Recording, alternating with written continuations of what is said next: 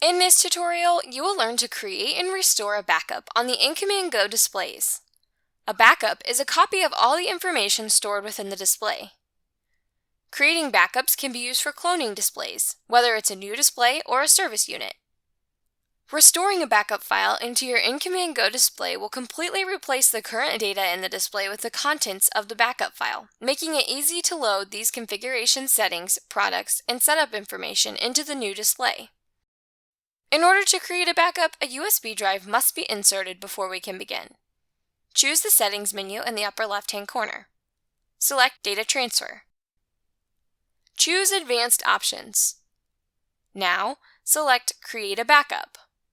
A backup file, or IBK4, will now be saved and stored on the USB drive inserted. If you wish for the display to shut down after the backup is created, select the checkbox on this screen now. After the backup is created, you will be returned to the home screen. To restore this backup, you must insert the USB stick containing the IBK4 file. Choose Data Transfer. Select Advanced Options. Choose Restore Backup. Reminder: the display in which you created the backup on must be on the same firmware version as the display in which you are trying to restore the backup on. The display will warn you that you are able to replace all data.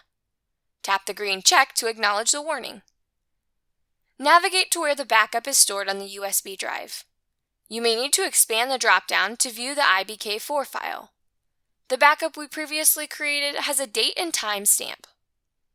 Tap the green check. Once the display backup has been restored, tap the green check. You will be returned to the home screen. Now, you will be able to create and restore a backup on the InCommand Go display. For more information on setup and settings, please refer to the Operator's Manual on the Ag Leader Knowledgebase. If you'd like to see more short tutorials from Ag Leader, please subscribe to our YouTube channel.